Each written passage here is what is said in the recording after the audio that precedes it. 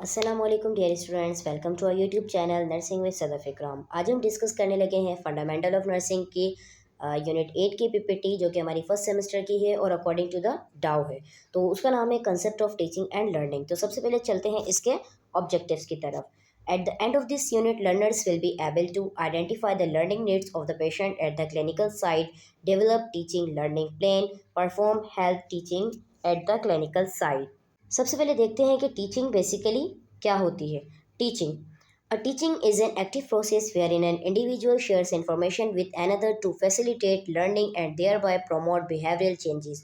Teaching ऐसा active process है कि जिसमें हर एक इंडिविजुअल या कोई भी इंडिविजुअल की अगर हम बात करें तो वो इन्फॉर्मेशन दूसरे पर्सन के साथ शेयर कर रहा होता है, ठीक है, ताकि उसकी लर्निंग को फैसिलिटेट करें और उसके बिहेवियरल चेंजेस को भी साथ साथ प्रमोट करें। अब फॉर एग्जांपल अगर हम बात करें अपने टीचर्स की, तो वो भी क्या करते हैं, एक्टिव प्रोसेस में वर्क कर रहे होते हैं।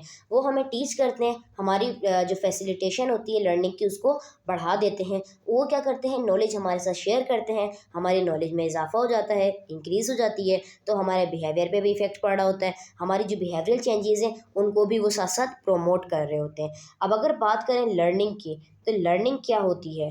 Learning is a process of assimilating information. Learning क्या है? एक इन्फॉर्मेशन को गैदर करना, इकट्ठा करना, एक सीखने का अमल, रिजल्टिंग इन बिहेवियर चेंज। उसका फिर रिजल्ट क्या आता है कि बिहेवियर चेंज हो सकता है। अब आपको यहाँ पे बात समझने वाली ये है, टीचिंग और लर्निंग में सबसे पहले ये समझ आ जाना चाहिए कि दोनों में बात हो रही है बिहेवियर चेंज की। बिहेवियर चेंज हम किस तरीके से कर सकते हैं? लाजमी नहीं है कि अगर टीचिंग लर्निंग की बात करें तो स्टूडेंट और टीचर के दरमियान बात की जा रही है। अगर हम घर में बात करें तो घर में एक मदर जो होती है वो किस तरीके से चाइल्ड को टीच कर रही होती है, हर बुरी चीज़ का बता रही होती है, जो हैज़र्ड्स होते हैं, जो नुकसानदा वाली चीज़ होती है उनका बता रही होती है, तो वो अपने बच्चे को टीच कर रही होती है, उनको बता रही होती है, सिखा रही होती है। तो बच्चा क्या करता है, उसको कैच आउट करता है, सीख रहा होता है, लर्न करता है, और फिर उसके बिहेवियर में चेंज आना शुरू हो जाता है। अब अगर मदर उसको कह रही है कि आपने इस जगह पे नहीं जाना, या आपके लिए नुकसानदायक, या आपने ये काम नहीं करना, या आपने छुरी हाथ में नहीं लेनी, तो वो नहीं लेगा, वो वहाँ नहीं जाएगा, वो ये काम नहीं करेगा, तो इट मीन्स कि उसके बिहेवियर को वो प्रोमोट कर रही है, उसके बिहेवियर में चेंजेस आना शुरू हो गई हैं, ठीक है। तो इस तरीके से हमारा ताल्लुक जो है बिहेवियर के साथ यूँ है, क्योंकि हम टीचिंग में भी आते हैं और लर्निंग में भी आते हैं, और बिहेवियर हमारा सबके साथ कैसा होना चाहिए वो भी हमें टीचिंग और लर्निंग में पता चलता है। अब चलते हैं टीचिंग लर्निंग प्रोसेस की तरफ। तो सबसे पहले बात करते हैं, the teaching learning process involves dynamic interaction between teacher and learner. Teaching and learning process में क्या होता है कि इसमें जो है टीचर और लर्नर के दरमियान, या मतलब जो आपको बता रहा है और जिससे आप सीख रहे हो, दोनों के दरमियान एक ऐसा इंटरेक्शन होना चाहिए कि वो आपको बताए और आपको समझ आ जाए। Each participant in the process communicates information, emotions, perceptions and attitudes to the other. हर कोई पार्टिसिपेंट इस प्रोसेस में शामिल होता है तो अपनी इन्फॉर्मेशन को कम्युनिकेट करता है, इमोशंस बताता है, परसेप्शन बताता है, एटीट्यूड बता रहा होता है अपने दूसरों को। लर्निंग नीड्स की अगर बात करें, a learning need is a desire और a requirement to know something that is presently unknown to the learner. Learning need एक ऐसी होती है कि वो हमें डिज़ायर होती है, हमें उस चीज़ की रिक्वायरमेंट होती है कि समथिंग इज़ प्रेजेंटली, कोई चीज़ हमारे पास है बट हम उसके लिए अननोन है। फॉर एग्जाम्पल, हमने अगर बात करें, अगर हम नर्सिंग की अगर बात करें, because this is our profession, तो इसमें अगर हम बात करें तो हमने जो एडमिशन लिया, ठीक है, उसके बाद हमें नहीं पता था कि यहाँ पे किस किस्म की स्टडी होती है, क्या टॉस है, किस तरह पढ़ाया जाता है, कौन से टीचर्स हमें मिलेंगे, किससे हम एफिलिएट होंगे, कहाँ हम एग्ज़ाम देंगे, हमें कुछ नहीं पता था। हमें सिर्फ ये पता था कि हमने एडमिशन ले लिया है जीबीएसएन में, ठीक है, उसके बाद हमें कुछ नहीं पता। हमारे टीचर्स ने हमें बताया, हमारे स्टाफ ने हमें गाइड किया, क्लिनिकल साइट पे गए तो वहाँ हमें स्टाफ ने गाइड किया, हमें फ्रेंड्स ने बताया, हमें खुद से फिर पता चला, हमें नॉलेज मिली, ठीक है, हम कहाँ कैसे क्या, हम किस तरीके से वर्क कर रहे होते, तो ये हमारी एक नीड है, हमें पता होना चाहिए, तो वो हमें मिल रही होती है, ठीक है। उसके अंदर क्या क्या शामिल हो जाता है, न्यू नॉलेज और न्यू इन्फॉर्मेशन, कोई भी न्यू नॉलेज हो गई, न्यू इन्फॉर्मेशन हो गई, तो वो हमें पता होनी चाहिए, ठीक है।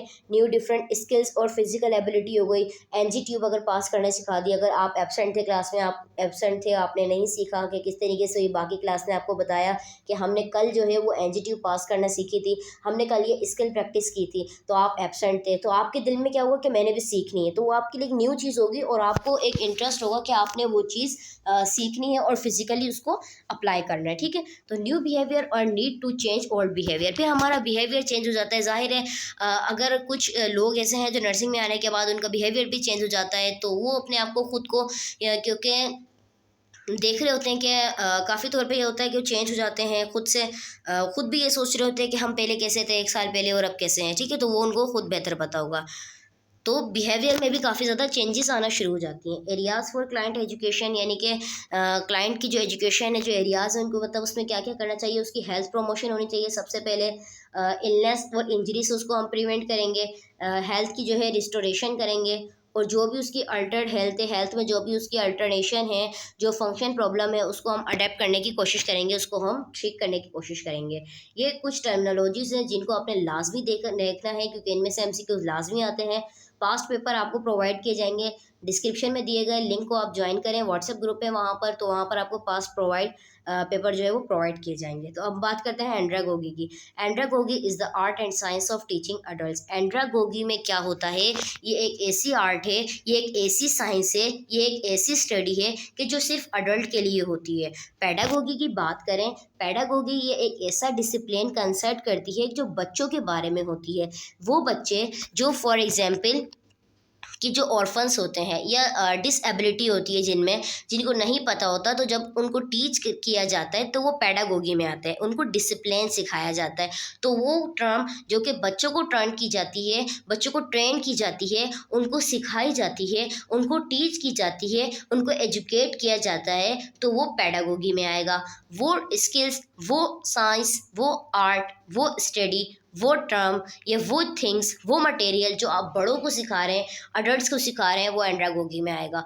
हम जिस स्टेज पर हैं, हम अपने टीचर से जो सीखते हैं, तो हमारी जो स्टेज है वो एंड्रागोगी है, ठीक है? उसके बाद बात करते हैं गैरागोगी। गैरागोगी क्या है? Geragogy is the term use to describe the process involve in helping older adult to learn.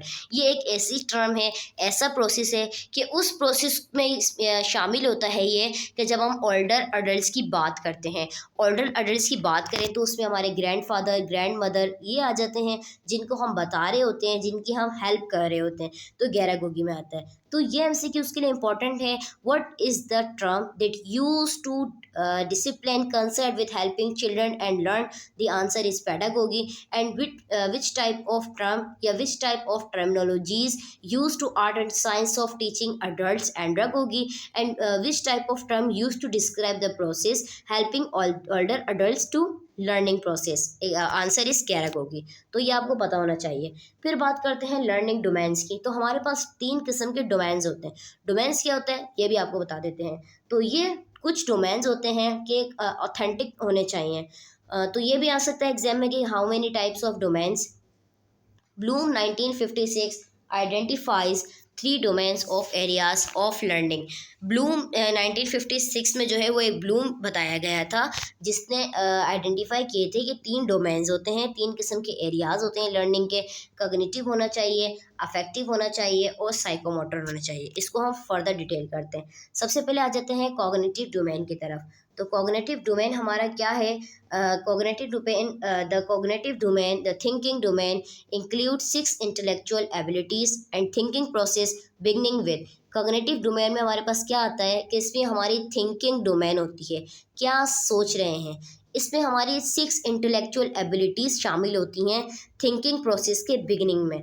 यानी कि सबसे पहले नोइंग आ जाता है, कंप्रहेंडिंग आ जाता है, अप्लाइंग आ जाता है, एनालाइज आ जाता है, सिंथेसिस आ जाता है, इवेल्युएशन आ जाता है। नोइंग, हम जिस बारे में हमें पता हो, फिर हम उसके बारे में सोचना शुरू कर देते हैं। जैसे कि नर्सिंग में एडमिशन लेने से पहले हमें नहीं पता था, जैसे जैसे इन्फॉर्मेशन हमें मिलती गई, फिर हमने उसके बारे में सोचना शुरू किया, तो उसके बारे में हमने जानकारी लेना शुरू की, तो वो हमारी नोइंग में आ गया। कंप्रिहेंसिव की बात करें तो हमने उसको समझना शुरू किया।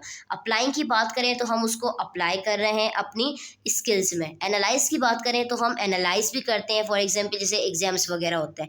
सिंथेसिस की बात करें तो हमारी सिंथेसाइजेशन होती है क्लिनिकल्स वगैरह में। इवेल्युएशन की बात करें तो हमारा रिजल्ट आ जाता है।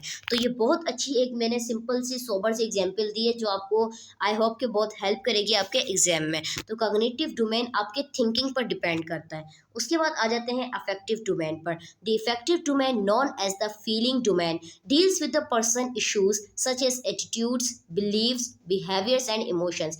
ये जो डोमेन है ना, ये आपकी फीलिंग्स पर इफेक्ट करता है कि जो पर्सनल इश्यूज वगैरह होते हैं किसी के साथ, किसी को किसी किस्म का स्ट्रेस है, उसकी फीलिंग क्या होगी, मतलब उसकी इफेक्ट कर रहा है। सीधी सी बात है, इफेक्ट यानी कि किसी चीज़ का असर होना।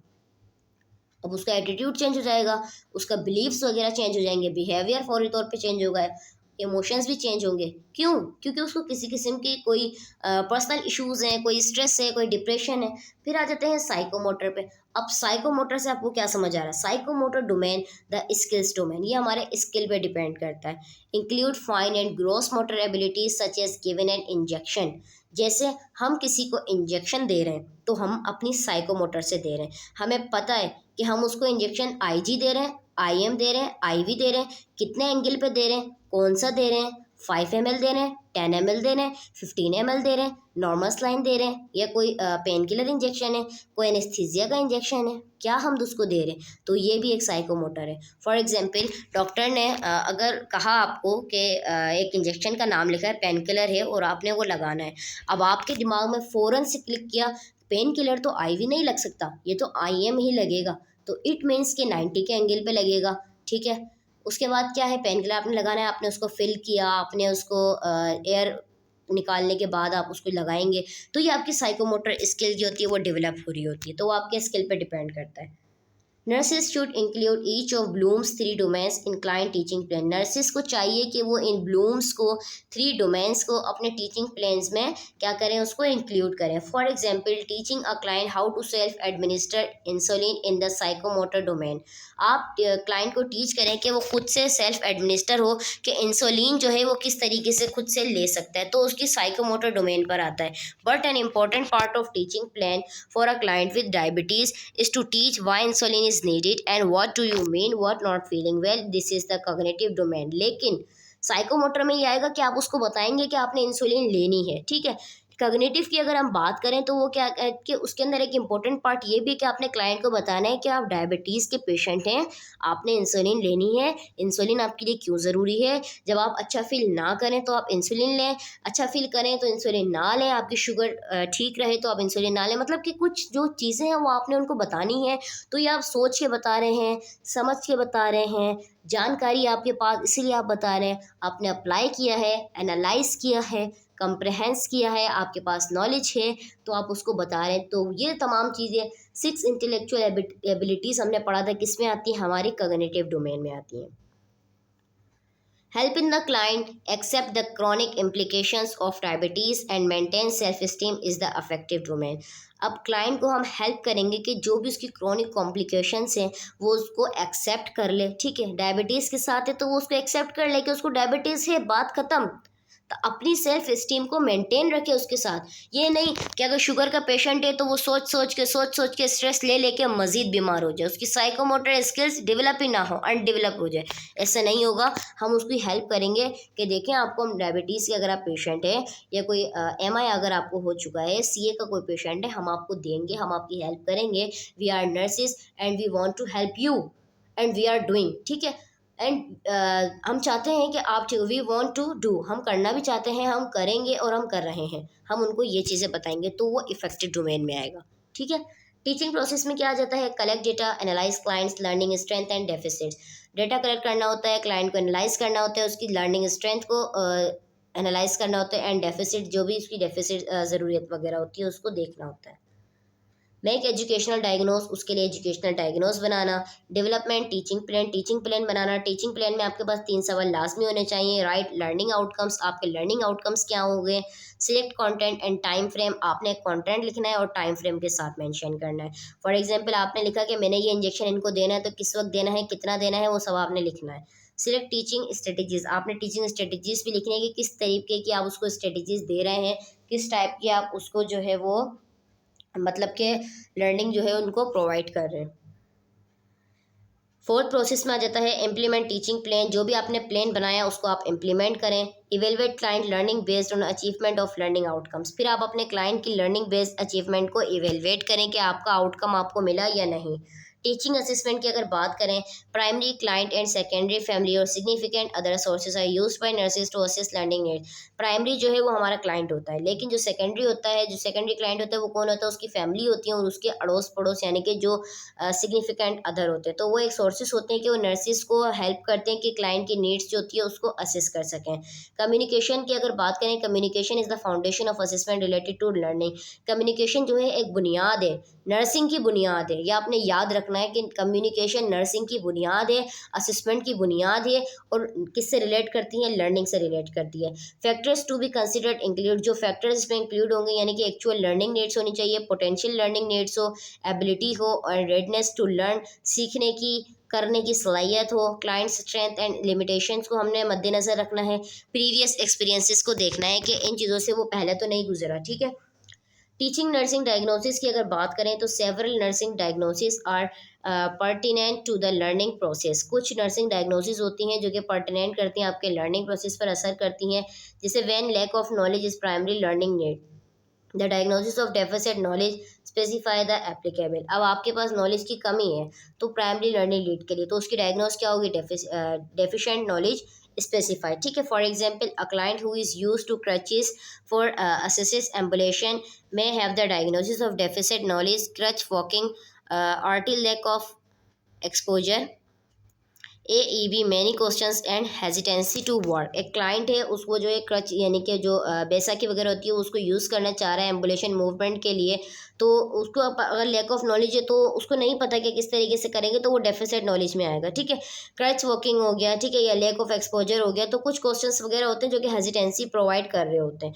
अ client who must give self insulin and will be discharge soon may have diagnosis of deficit knowledge, insulin injection, lack of exposure, A B many question. वो क्लाइंट जो कि खुद से सेल्फ इंसुलिन ले रहा है तो वो डिस्चार्ज हो जाएगा कुछ टाइम के बाद, और उसकी डायग्नोस क्या आएगी, डेफिसिट नॉलेज में आएगी, क्योंकि वो इंसुलिन इंजेक्शन भी ले रहा है, उसके पास नॉलेज है। ठीक है, ये उसकी डायग्नोस में आएगा। ठीक है, उसको लेना चाहिए। हम क्लाइंट को ये कहेंगे कि आपने लाजमी सेल्फ इंसुलिन लेनी है तो आपको जल्द डिस्चार्ज कर दिया जाएगा। हम उसको टीच करें लेकिन उससे पहले उसके पास नॉलेज नहीं थी। जब नॉलेज नहीं थी तो इट मीन्स ही और she is knowledge of deficient या डेफिशिएंट नॉलेज जिसको हम कहेंगे। ठीक है, तो उनकी डायग्नोस इस तरीके से बनेगी। टीचिंग प्लानिंग की बात करें, an important part of planning is goal setting. जो गोल सेटिंग है आपका वो एक इम्पॉर्टेंट पार्ट है आपकी प्लानिंग का, चाहे आप शॉर्ट टर्म प्लानिंग करें, चाहे आप लॉन्ग टर्म प्लानिंग करें, चाहे आप टीचिंग प्लानिंग करें, लर्निंग प्लानिंग करें, स्टडी प्लानिंग करें, कुछ भी आपका एक गोल होना चाहिए। द क्लाइंट एंड फैमिली और सिग्निफिकेंट अदर्स भी इन्वॉल्व इन सेटिंग गोल्स, और इस गोल सेटिंग में क्लाइंट भी शामिल हो, उसकी फैमिली भी हो, और उसके जो सिग्निफिकेंट्स वगैरह हैं, जो अदर अड़ोस पड़ोस के हैं, वो भी शामिल होने चाहिए। अड़ोस पड़ोस से मुराद ये है कि उसकी फैमिली के अलावा जो रिश्तेदार आते हैं हॉस्पिटल में वो, पड़ोसी नहीं। ठीक है। Specific learning goals include the following elements. जो स्पेसिफिक लर्निंग गोल्स होती है उसमें कुछ एलिमेंट्स शामिल होते हैं, जैसे मेजरेबल, बिहेवियर चेंज करता है, टाइम फ्रेम लाजमी होना चाहिए, और methods and intervals for evaluation, उसके लिए कुछ मेथड्स होने चाहिए। Teaching learning goals must be realistic होने चाहिए। क्यों? क्योंकि बेस्ड ऑन द एबिलिटीज़, ये आपकी एबिलिटीज़ पर बेस करते हैं, और जो लर्नर होता है, टीचर होता है, उनकी भी एबिलिटीज़ पर बेस करते हैं, इसीलिए वो रियलिस्टिक होने चाहिए। मतलब जो टीचर एक पढ़ाने के लिए, टीच करने के लिए प्लान करे, वो उसको दिमाग में भी तो आना चाहिए स्टूडेंट के। अगर टीचर प्लान कर कर आ रहा है आज मैंने बच्चों को ये पढ़ाना है, आउटकम उसको नहीं मिल रहा, आफ्टर द क्लास अगर कोई आके उनसे पूछ रहा है कि आपने क्या सीखा, तो उनको नहीं पता कि उन्होंने क्या सीखा। या इंसुलिन का अगर हम पेशेंट को बता रहे हैं, 2 दिन के बाद वही पेशेंट हमारे पास आ रहा है कि गलत इंसुलिन उसने ले लिया, गलत टाइम पे ले लिया, उसको नहीं पता किस तरीके से लेनी है, तो ये तो नहीं है। मतलब कि जो टीचर पढ़ा रहा है, ये जो स्टाफ आपको टीच कर रहा है, तो आपने उसको अच्छे से क्या करना है, रियलिस्टिक प्लान होगा तो आपके दिमाग में भी बैठ जाएगा। Planning involves considering the following, यानी कि कुछ प्लानिंग जो हो, यानी कि जिन पर हमारा मद्देनज़र होना चाहिए कि प्लानिंग है हमारी, हमने ये करनी है। वाई टीच, क्यों टीच करें, व्हाट शुड बी टॉट, क्या पढ़ाना चाहिए, how should teaching be done, किस तरह टीचिंग को डन करना चाहिए, who should teach and who should be taught, कौन पढ़ेगा और कौन पढ़ाएगा, व्हेन शुड टीचिंग अकर, कब पढ़ाई जाएगी, वेयर शुड टीचिंग अकर, कहाँ पढ़ाई जाएगी।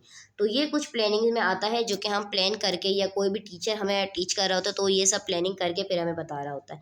इम्प्लीमेंटेशन की बात करें, involves the teaching session in which teaching actually done.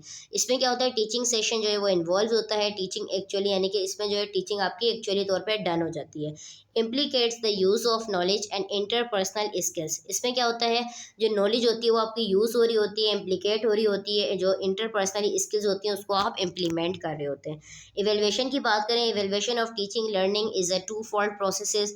एक होता है उसमें determining what the client has learn, एक हम ये देखते हैं कि क्लाइंट ने क्या सीखा, फिर हम ये असिस्ट करते हैं कि जो हमने टीचिंग की थी उसकी इफेक्टिवनेस क्या है, उसका असर क्या पड़ रहा है। Teaching clients with low literacy level, use multiple teaching methods, यानी कि अगर लो लिटरेसी लेवल्स पे, यानी कि कोई अनएजुकेटेड जो पेशेंट्स वगैरह होते हैं उनको हम टीच करेंगे किस तरीके से, कोई पिक्चर दिखा के हम बता सकते हैं। रीड इंपॉर्टेंट इन्फॉर्मेशन, सिर्फ अहम मालूमात उनको हम दे सकते हैं। स्मॉल ग्रुप बना सकते हैं डिस्कशन के लिए, कोई रोल प्ले कर सकते हैं, स्किल को डिमॉन्स्ट्रेट कर सकते हैं या उनके हाथ से प्रैक्टिस करवा सकते हैं। एम्फेसाइज की points in simple terms and provide example, यानी कि उनके जो की पॉइंट्स है सिंपल टर्म्स में जो हम उनको प्रोवाइड कर रहे हैं उसको एम्फेसाइज करें। फॉर एग्जाम्पल अवॉइड एक्रोनियम, जैसे हम अगर बता रहे हैं CT स्कैन या HDL, तो हमने पूरा बताना है कि CAT स्कैन या CT स्कैन क्या होता है, HDL क्या होता है। हमने उनके सामने एक्रोनियम्स को यूज़ नहीं करना। Limit the amount of information in a single teaching session, आपकी जो अमाउंट ऑफ इन्फॉर्मेशन की जो लिमिट होगी वो सिंगल टीचिंग सेशन होनी चाहिए institute of one long session. One long session होनी चाहिए, यानी कि एक ग्रेट डील होनी चाहिए, इन्फॉर्मेशन उसमें ज़्यादा होनी चाहिए। It is better to have more frequent sessions with a major point each session, यानी कि सेशन बनाने चाहिए उसमें आपको बेहतर ये रहेगा कि आप जो है तकरीबन फ्रीक्वेंसी, यानी कि वक्फन आप सेशन बनाएं और उसमें एक ऐसे ऐसे पॉइंट डिस्कस करेंगे जिससे आपके क्लाइंट्स को नॉलेज मिलती रहे। Associate new information with something the client already knows, यानी कि न्यू इन्फॉर्मेशन को आपने एसोसिएट करना है किसी दूसरे के साथ जो क्लाइंट को पहले से पता हो। यानी कि फॉर एग्जांपल अगर आपने क्लाइंट को बता दिया कि आपने अपनी मूवमेंट किस तरीके से करनी है, आपने इंसुलिन कैसे लेनी है, तो अब अगर उसकी फैमिली में से कोई आया है तो आपने साथ उसको भी बताना है कि देखें इनको इस तरीके से लेनी है, इनको इस तरीके से लेनी है। तो क्लाइंट खुद कहेगा हाँ अभी इन्होंने मुझे बताया है तो उसको याद है किस तरीके से लेनी है, तो मतलब उसको फिर इस तरीके से याद भी रहेगा, क्योंकि कुछ बातें सुनकर और कुछ बातें अमल कर कर और कुछ बातें पढ़ने से याद रहती हैं। ठीक है। री इन्फोर्स इन्फॉर्मेशन थ्रू रिपीटेशन, यानी कि री इन्फोर्स ना करें उस इन्फॉर्मेशन को, बार बार रिपीटेशन करवा के जो है वो उसको बताएं कि, यानी कि एक सवाल आप उससे बार बार पूछें। आप एक दफ़ा उसको बता के चले गए, अगर डॉक्टर ने डिस्चार्ज कर दिया तो डिस्चार्ज कार्ड देते वक्त आप पूछ गए वही सवाल, फिर जब वो घर जा रहे हैं उसके बाद आपने दोबारा वही क्वेश्चन करना है, फिर जब उसकी फैमिली में से कोई आया तो आपने क्वेश्चन, मतलब उसको रिपीट होना चाहिए। Involve the client in the teaching, teaching जो एक ऐसा प्रोसेस है कि उसके अंदर क्लाइंट जो है वो जाहिर सी बात है लाजमी इन्वॉल्व होगा। Use the teach back method by asking clients to repeat in their own words they what they need to know, this will help you to assist clients understanding of your instruction.